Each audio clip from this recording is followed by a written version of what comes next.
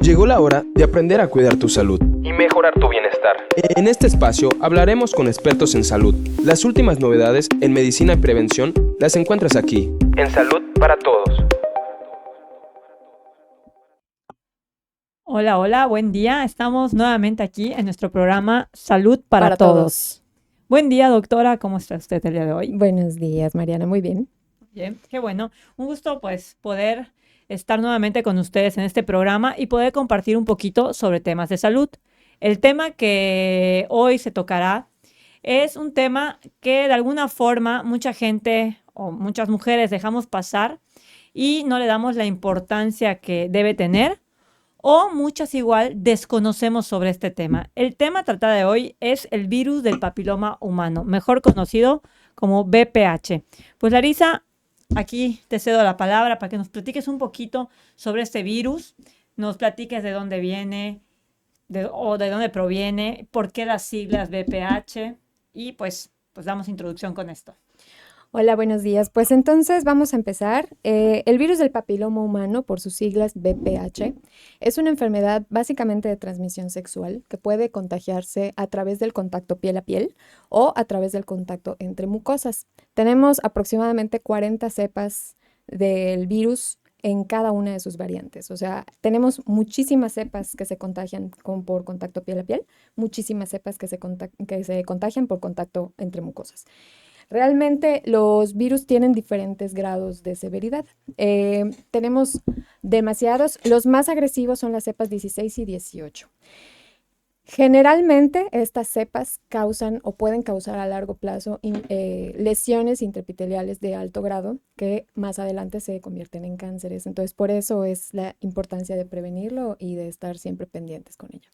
Ok, también nosotros cuando escuchamos VPH o el virus del papiloma humano, pensamos siempre en la palabra cáncer, como mencionabas ahorita.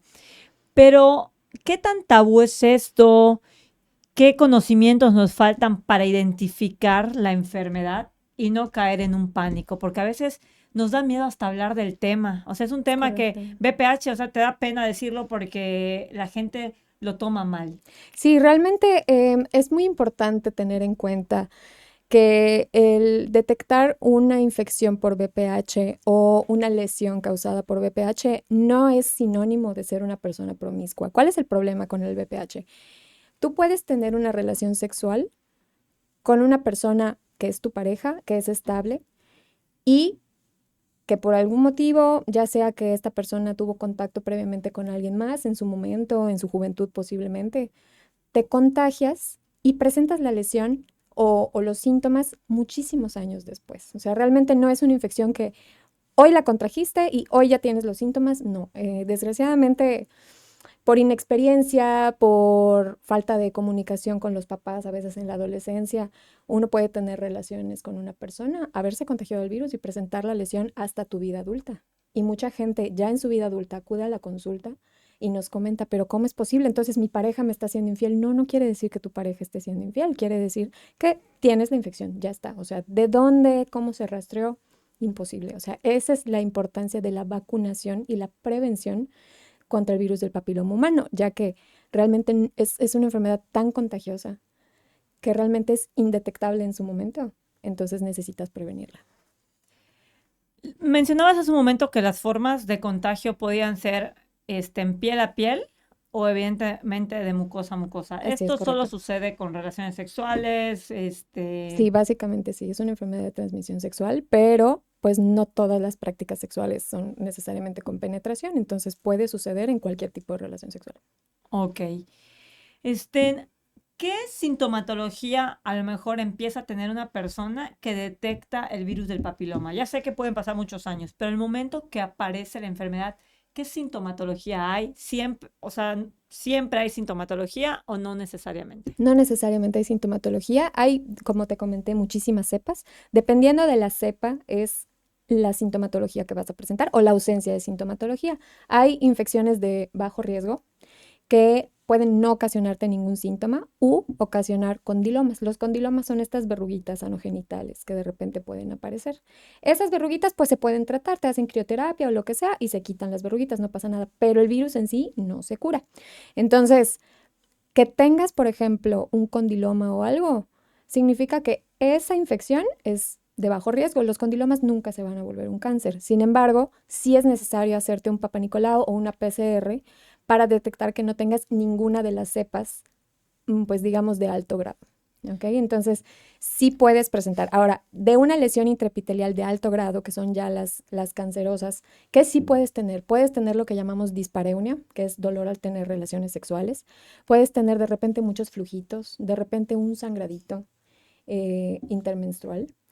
Puedes tener sangraditos ya después de la menopausia, o sea, ese tipo de sintomatología, dolores abdominales muy constantes, dolores pélvicos, como si te fuera a bajar tu mes. Ese tipo de sintomatología es la que hay que estudiar. Cuando les baja perdón, no la regla, ya me equivoqué. Cuando están teniendo relaciones sexuales o algo, ¿hay alguna sintomatología ahí? ¿Hay dolor al momento de tener relaciones Sí, es sexuales? posible, es posible. Cuando ya hay una lesión intraepitelial de alto grado que ya está un poquito avanzada, sí. El problema con esto es que como en las etapas tempranas no te das cuenta porque básicamente son asintomáticas, em, puede ser que pase mucho tiempo y para cuando empiecen esos síntomas de la dispareunia, que es el dolor al tener relaciones, o los sangraditos o la mucosidad, puede ser que para entonces ya esté un poquito avanzada la lesión. Entonces, por eso es importante hacerte los Papá Nicolaos cada año. Ok, Y la la detección. importancia de O la llevar. PCR. La PCR es una prueba que también se hace. Esa se puede hacer incluso en hombres eh, para detectar el virus del papiloma. El problema es que el costo es más elevado. Entonces, por lo general, optamos por el Papá Nicolau. ¿Y los hombres de alguna forma detectan la enfermedad cuando ellos la tienen? La mayoría no. En los hombres básicamente la infección es asintomática a menos que presenten una de las cepas que causan condilomas. Ahí sí. Y desgraciadamente por ahí va la propagación del virus, ¿no? O Sí, sea, el claro, hombre por anda supuesto. regando allá. Es correcto. Sin embargo, pues también ellos pueden presentar cánceres más adelante en la vida y no poderse explicar el por qué. Y ese es uno de los motivos. Serían los principales portadores de alguna forma. No necesariamente los principales portadores, realmente te digo, el 80% de la población en general, hombres y mujeres, se ha demostrado que han tenido o permanecen con la infección de VPH. Ahora, ¿qué te digo? La infección de VPH, como comentamos hace un momentito, no es curable una vez que la tienes. Sin embargo, cuando estás por debajo de los 25 años, una infección sí puede ser transitoria. Una infección por VPH de las cepas de bajo grado puede ser simplemente, la tuve, mi cuerpo la combatió y ya se eliminó. Esto no te exime de no poderla padecer más adelante o alguna de sus otras variantes, ¿ok? Entonces, por eso es importante la vacunación. Ok, muchísimas gracias. Y otra cosa importante, ¿cómo poder hablar del tema sin que sea un tabú? Porque muchas veces esto le pasa, sobre todo a las niñas, a las adolescentes, que están empezando con este tema de las relaciones sexuales, de noviazgos y todo, y tienen ese miedo a preguntar, a hablar, cómo manejar esta información con ellas. Es importante mantener la naturalidad de el hecho de tener vida sexual. Realmente tenemos muchos tabús por nuestra sociedad, por nuestra Entorno. cultura, por nuestro entorno social. Es muy importante recordar, como comenté hace un momentito, el tener una infección por VPH no te hace una persona promiscua. En general, tener una enfermedad cualquiera, ya sea de transmisión sexual, no te hace una persona promiscua, es simplemente tuviste esta infección y como tal hay que verlo, enfocarnos en eso.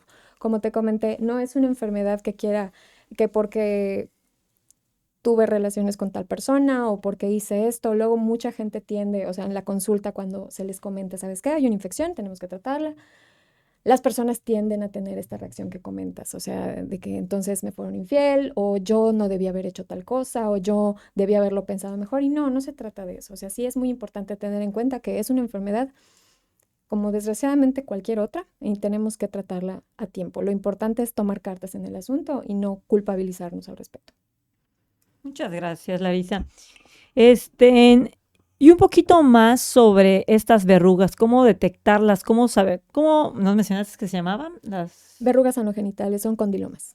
Ok, ¿cómo saber que es este tipo de verrugas que tú mencionas? Los condilomas son verruguitas que se presentan en forma rugosa, tienen como aspecto, digamos, como de un brócoli, más o menos, tienen forma como lobulada y no duelen ni nada, simplemente se van formando, van creciendo, algunas se pueden autolimitar, quitarse solitas, y algunas sí, ya cuando permanecen mucho tiempo hay que hacerles crioterapia y quitarlas.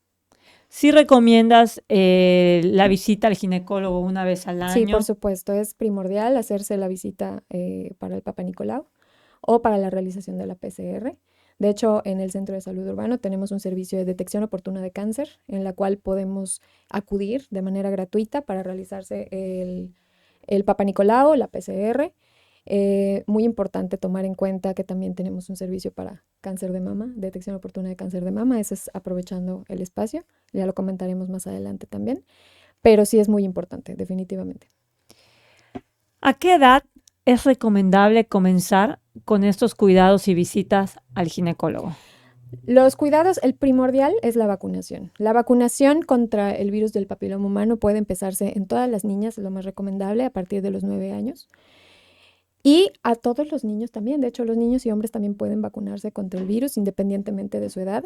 Lo recomendable es a partir de los 9 años. Se puede hacer un refuerzo también a partir de los 11 años cuando hay un rezago. De hecho, pronto vamos a empezar una campaña en el centro de salud de vacunación contra el virus del papiloma humano para todas las niñas entre 11 y 12 años que tengan rezago en la vacuna. Pueden acudir de manera gratuita. Ese es el primer paso preventivo. Una vez que ya pasaste de los 30 años, también puedes tener la vacunación, porque como recordamos, hay muchísimas cepas.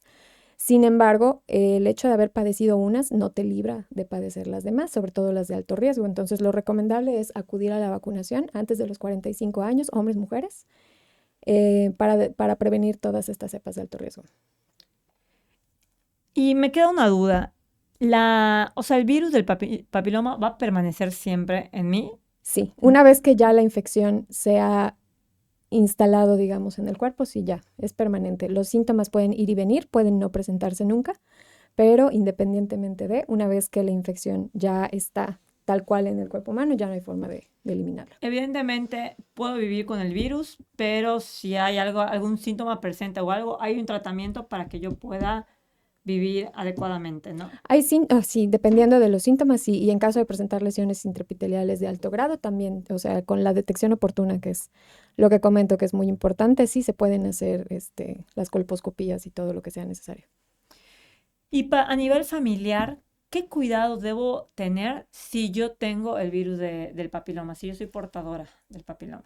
A nivel familiar, únicamente el apoyo moral, realmente no hay mayor riesgo de contagio. O sea, si usamos la misma toalla, si usamos la misma... No pasa absolutamente nada. El contacto es piel a piel o por mucosas. Ok. De la misma manera, el preservativo sí te puede ayudar, por supuesto, a prevenir una infección por VPH, pero no es garantía, entonces por eso es muy importante la vacunación. Ok, pues son temas que verdaderamente nos impactan a nivel social, temas que nos cuestan trabajo hablar, mencionar muchas veces, como te decía yo al principio.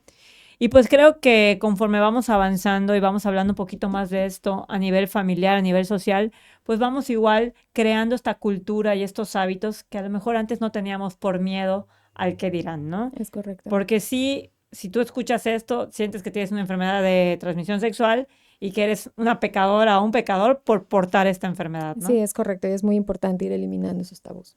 Claro, y no solo pasa con el VPH, pasan con muchas enfermedades de transmisión sexual, Sí, en general. Ujú. que hoy en día, si todo se habla a tiempo, si hablamos de los cuidados, de cómo llevar una vida sexual saludable, pues a lo mejor podríamos evitar, disminuir el índice de personas contagiadas. Por supuesto, el hablar de esto, el poder tener estos espacios, por ejemplo, para la difusión, para la prevención y todo, nos ayudan a irlas controlando poco a poco. El hecho de tratarlas como tabú es lo que en ocasiones hace que persistan, precisamente por no poder tener la confianza de tú como niña de 9 años decirle a tu mamá, mamá, quiero que me vacunen contra el VPH, por ejemplo. O sea, me dieron una plática en la escuela, me gustaría la vacuna. Te aseguro que hay mamás Que dicen que no. que piensan, no, pero ¿por qué estás muy chiquita? Pero no, este es justo el momento para hacerlo. No, es que yo me acuerdo, a mí me tocó ya más grande, de una campaña que hubo de vacunación del VPH y sí, vamos a vacunarnos. Y sí, mi mamá fue de las personas que dijo, ¿pero para qué?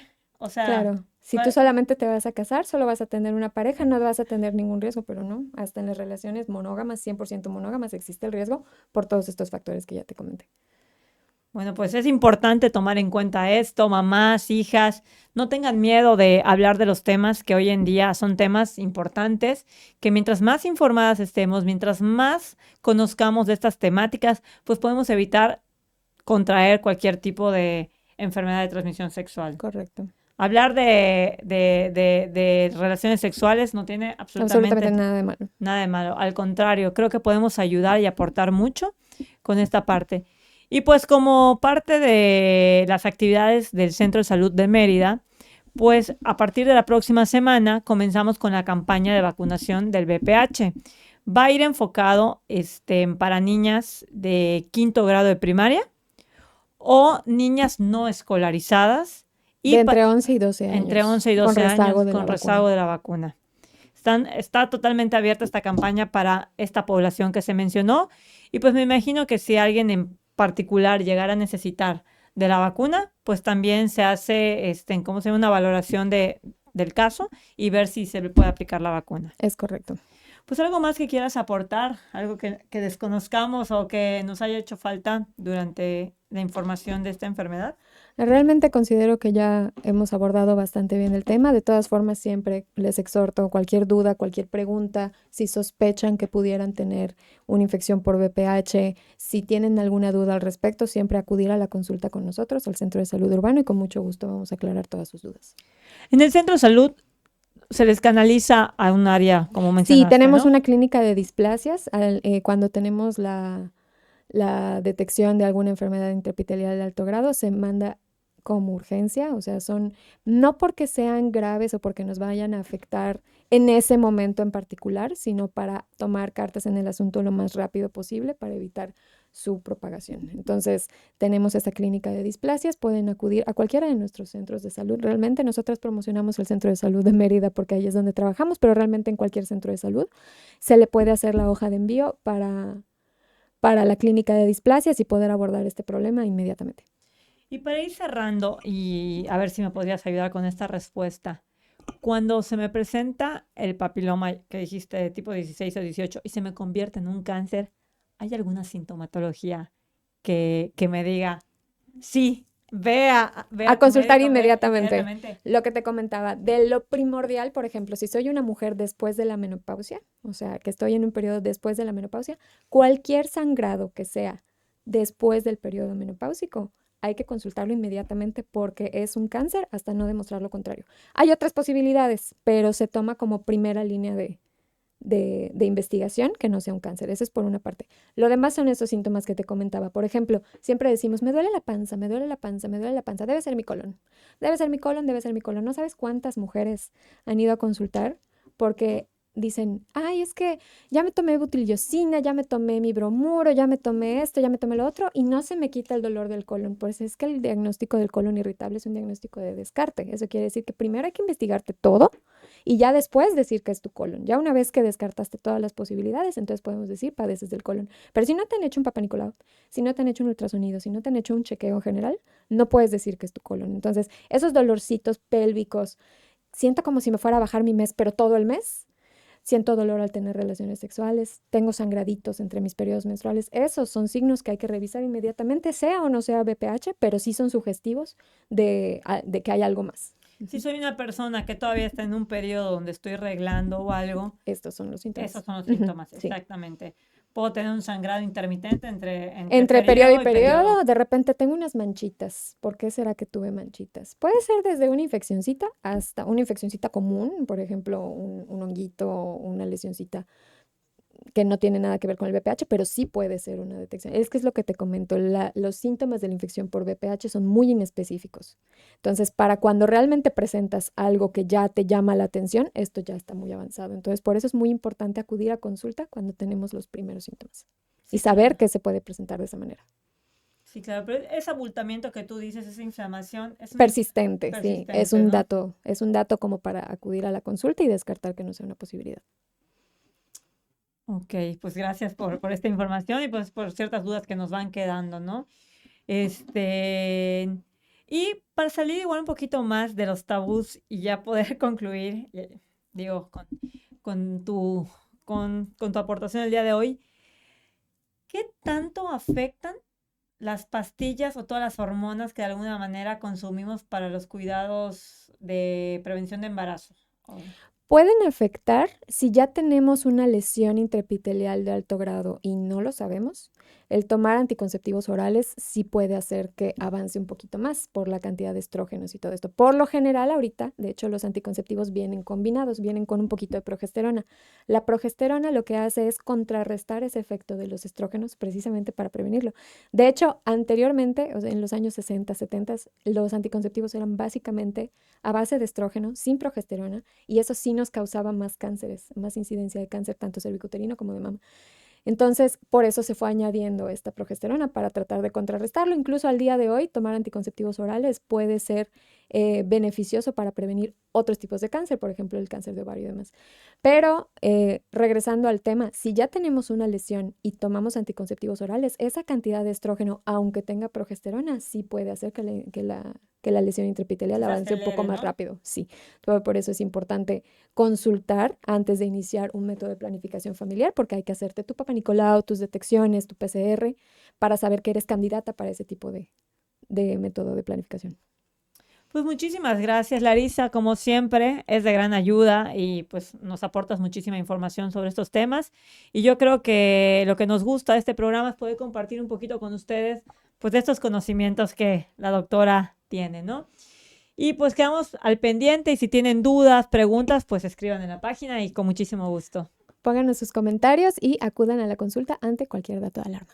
Y no se les olvide la campaña que comienza el día lunes de la vacuna del VPH. Pues con esto concluimos el día de hoy.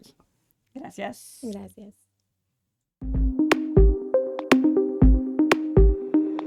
Llegó la hora de aprender a cuidar tu salud y mejorar tu bienestar.